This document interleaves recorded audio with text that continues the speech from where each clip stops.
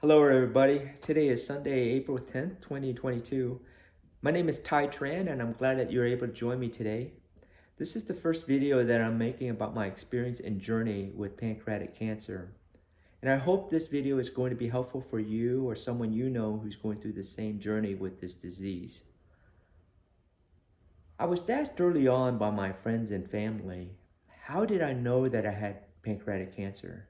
What were some of the symptoms that led me to seek medical attention when I was first diagnosed back in December of 2020? At the time of my diagnosis, I struggled a little bit to understand how did I get pancreatic cancer. In general, when I look at my family history of cancer, it's been isolated mostly to lung or breast cancer. So I had to do a lot of reading online and understand pancreatic cancer. And I came upon this notion of trauma and cancer and a potential correlation between the two. And the reason why I bring this up was at the time of my diagnosis, I had experienced this sharp pain in the center of my chest. This sharp pain was something similar that I experienced before. You see, back in late 2019, when I was in Vietnam, I was involved in a low-speed motor scooter accident. When I had landed on the handlebar end. It struck the center of my chest. It felt like it knocked the wind out of me and possibly even cracked or bruised a rib. But I was able to go home that evening, and the next morning I noticed that there was blood in my urine. So I immediately went to the general hospital there in Vietnam, and they had run a CT scan and checked me in.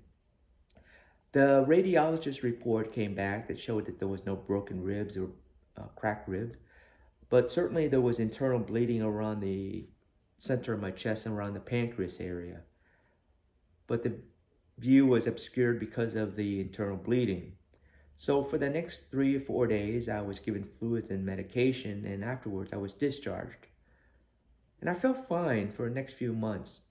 It wasn't until the summer of 2020 that I started noticing a pain felt on the side of my stomach.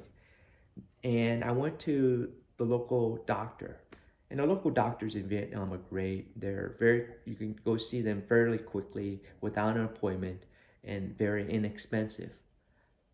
And I spoke with the doctor and I explained to him what was going on. He had run some tests and checked me out, and nothing seemed to be out of the unusual.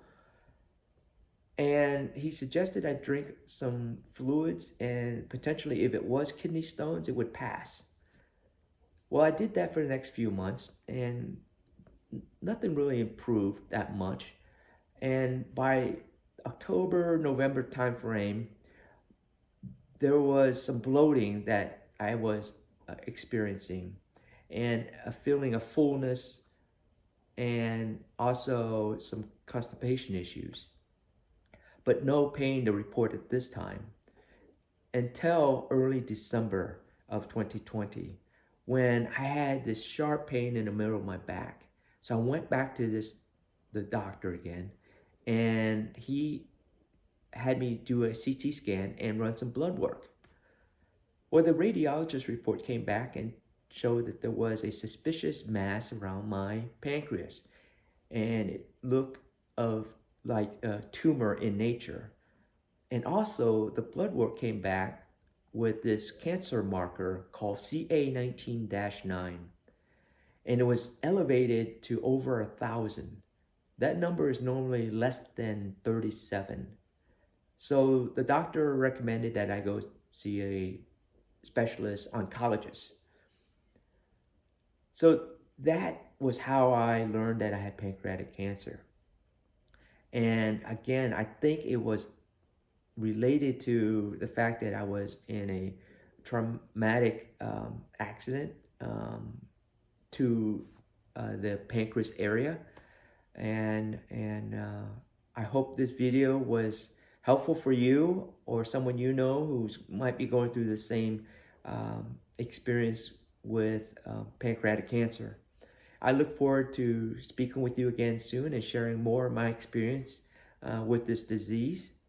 And I hope you have a great day, VTL, and I will see you soon. Take care. Goodbye.